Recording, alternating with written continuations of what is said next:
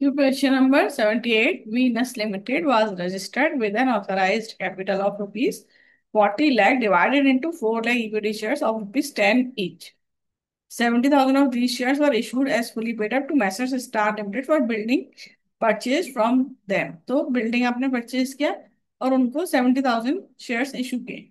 फिर 2 lakh shares were issued to public and the amounts were payable as follows. 2 lakh shares public को issue किए जिसमें application पे 3, allotment पे 2, फर्स्ट कॉल पे 2 एंड फाइनल कॉल पे 3. सो 3, 2, 2, 3 ऐसे आपने लिए हैं.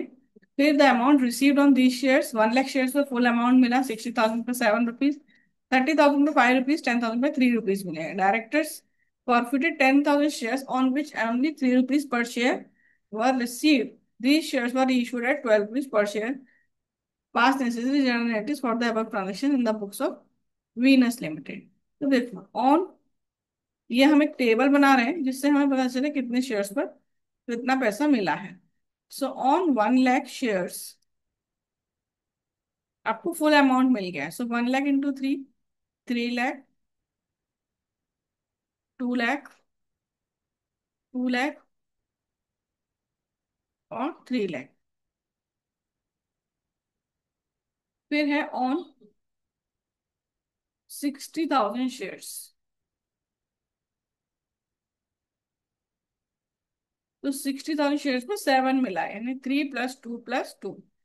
सो 1,80,000, 1,20,000, 1,20,000 और ये नहीं मिला. फिर ऑन 30,000 शेयर्स ओनली 5 मिला. तो ये और ये नहीं मिला. सो 30,000 में 90,000 और 60,000. फिर ऑन 10,000 शेयर्स तो आपको केवल 3 रुपीज मिला. सो 30,000. अब हम देखते हैं अमाउंट कितना कितना मिला है, एप्लीकेशन पर कितना मिला और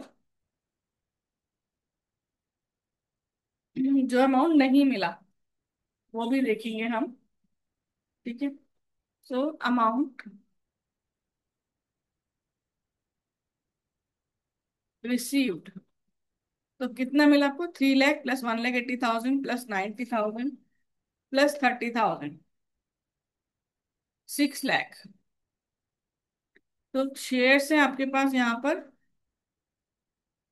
2 लाख. 2 लाख पे at the rate rupees 3, 6 lakh मिल गया.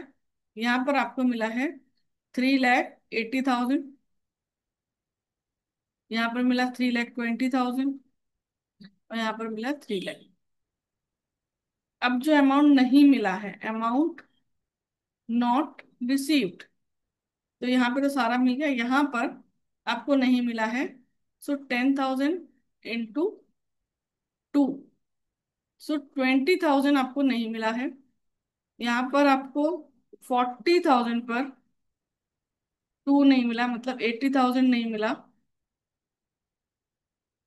और यहाँ पर 1 लाख शेयर्स पर एट द रेट रुपीज 3, सो 3 लाख नहीं मिला. ठीक है. अब हमें क्या जर्नल एंट्रीज करनी है. अब हम जर्नल एंट्रीज कर रहे हैं. तो जर्नल एंट्रीज में सबसे पहले उन्होंने एक बिल्डिंग बाय किया था मैसर्स स्टार लिमिटेड से. तो हमारी फर्स्ट एंट्री होगी building account debit to messrs star limited. हमने कितने का बिल्डिंग बाय किया था? 70,000 शेयर्स हमने इशू किए थे एट द रेट रुपीज 10. तो 7 लाख.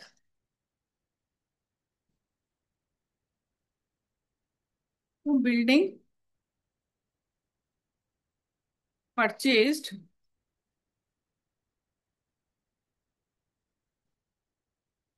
From star limited. फिर इसके बाद स्टार लिमिटेड को हमने शेयर्स इशू किए. So messrs star limited debit to share capital 7 lakh. So 70,000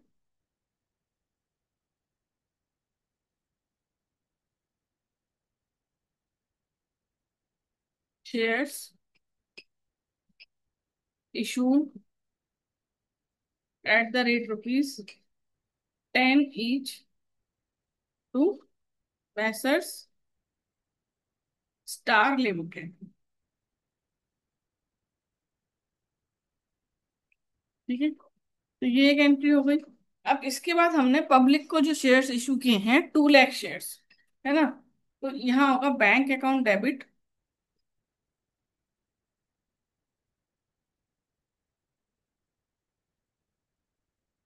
to share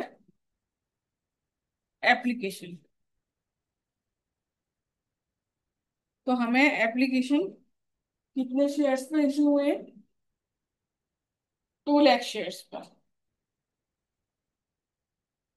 क्या आएगा?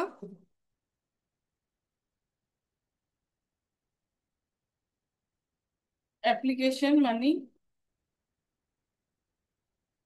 Received on 2 lakh shares at the rate rupees 3, so 6 lakh.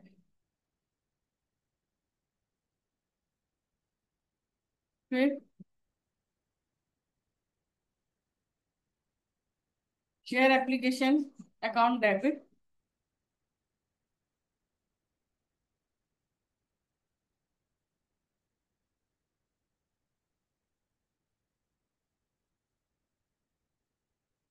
To share capital. Amount कितना आएगा? सेम, 6 लाख।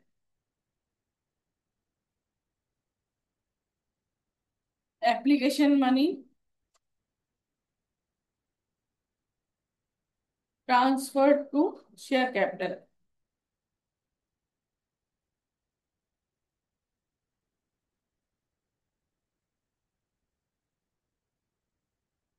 अब हम शेयर अलॉटमेंट ड्यू करेंगे, तो शेयर अलॉटमेंट है हमारा 2 रुपीज से। ठीक है, so share allotment debit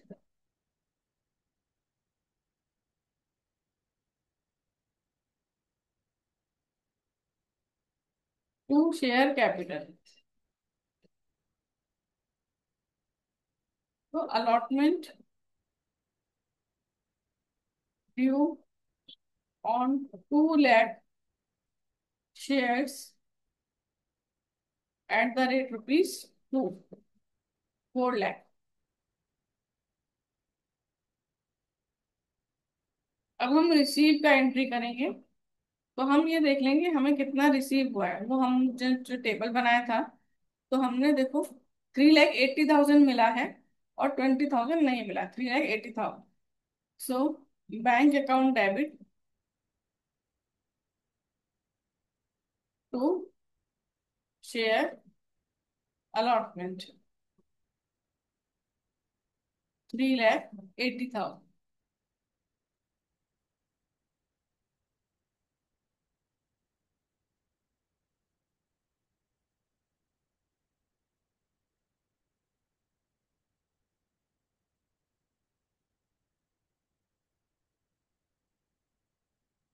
allotment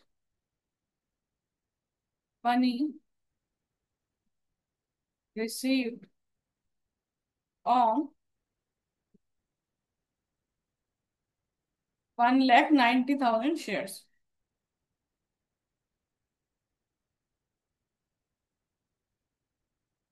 इसके बाद हम फर्स्ट कॉल ड्यू करेंगे,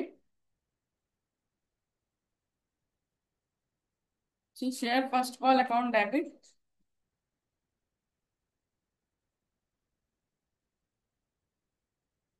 टू शेयर कैपिटल। तो first call money due on 2 lakh shares, 2 2 4 lakh. First call आपका 2 रुपीज का है। इसमें आपको मिले हैं 320।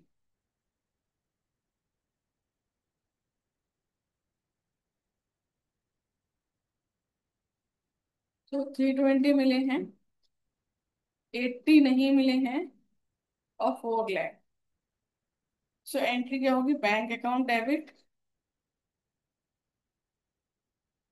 कॉल्स इन अरियर,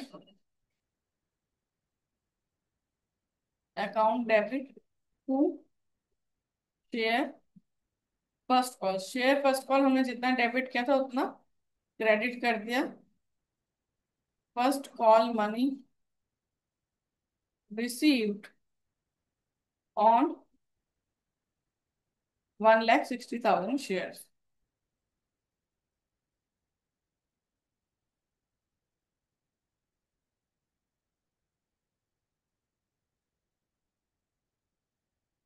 अब share second call,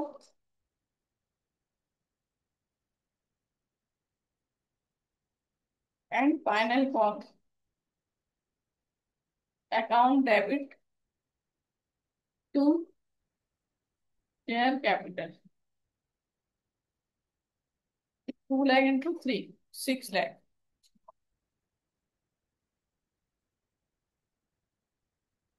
share second and final call due.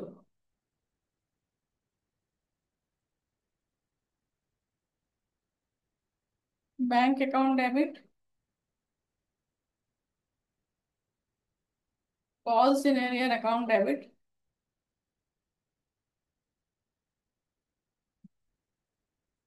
To share second and final call. तो 6 लाख जो डेबिट किया वो क्रेडिट हो गया। आपको अमाउंट मिला है 3 लाख टेबल के हिसाब से, और 3 लाख का कॉस्ट इन अरियर। तो second and final call received on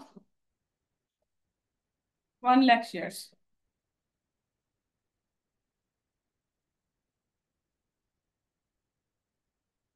अब हमने यही शेयर्स फॉरफिट किए हैं जिन पर हमें क्वेश्चन में क्या है, directors forfeited 10,000 shares on which only 3 पर शेयर वर रिसीव्ड। जिसमें केवल 3 रुपए मिले हैं, तो बाकी कुछ नहीं मिला है, वो शेयर्स हमारे फॉरफिट हो गए हैं।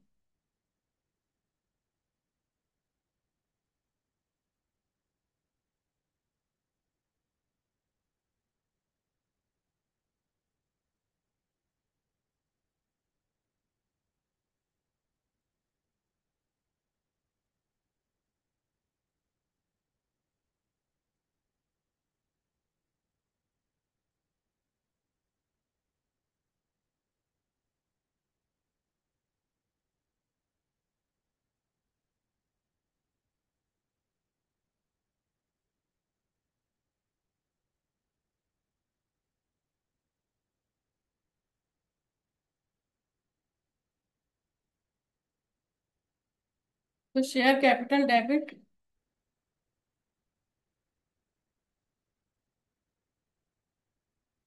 तो देखो 10,000 शेयर्स थे जिनको हमने फॉरफिट किया at the rate rupees 10। So 1 lakh to share forfeiture, इन पर केवल 3 रुपीज मिला है। तो 10,000 इंटू 3, जितना मिला है उतना फॉरफिट कर लिया।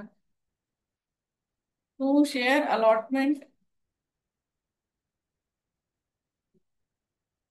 10,000 into 2, 20,000 to calls in arrear. तो दोनों कॉल का भी नहीं मिला, so 10,000 into 5, so 50,000। So 10,000 shares forfeit है।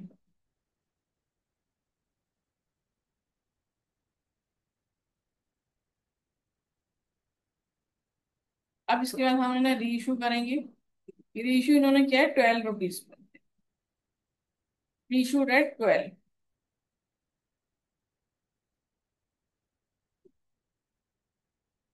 सो bank account debit to share capital to securities premium. देखो 10,000 shares at the rate rupees 12, so 1,20,000 in share capital में आएगा 10,000 इंटू 10 फेस वैल्यू 10,000 1 लाख और सिक्योरिटीज प्रीमियम हो जाएगा 2 rupees, so 20,000। So 10,000 shares reissue eight the rate rupees 12। अब share forfeiture की entry करेंगे।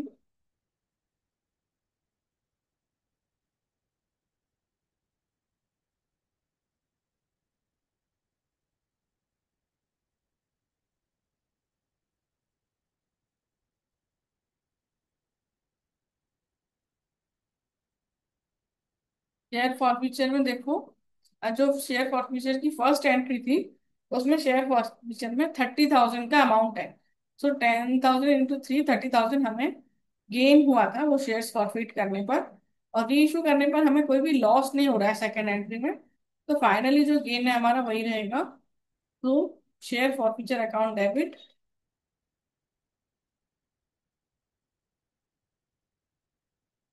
To capital reserve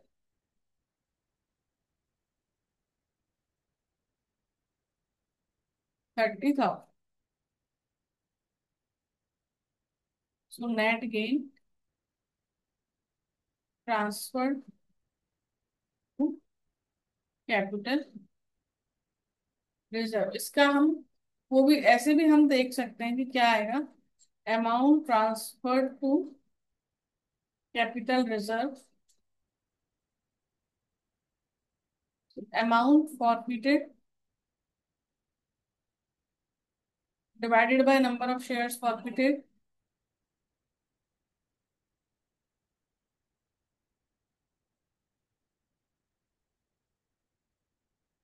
number of shares reissued